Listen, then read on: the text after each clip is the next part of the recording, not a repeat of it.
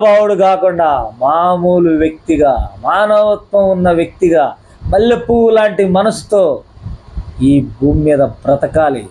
ఇక ఎప్పుడు ఇలాంటి పాపం కార్యానికి కళ్ళలో కూడా సాహసించకుండా ఉండాలంటే ఏం చేయాలి? ఉరిదీయాలనా? నడి రోడ్డు మీద నరకాలనా? లేకుంటే వాడిని తీసుకొచ్చి ఆవేశం ముందు నిలబెట్టాలనా? ప్రజా తీర్పుతోటి వాడిని శిక్షించాలనా? మరి ఏం చేయాలి? ఈ చేసిన రేపు ఇంకో సంజయ్ గారు రాడా? ఇంకో తల్లి బలి కాదా? ఏమై చంపేస్తారు?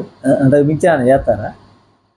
ఇంకా మన మిత్రులు కొంతమంది రకరకాల ఆలోచనలు చెబుతారు. వాడిని అవి తీసేయాలి, ఇది. అరే, మైండ్ ఒక్కటి ఉంటే ఈ లుచ్చానా కొడుకులకి చాలు. కాళ్ళు చేతులు ఇంకా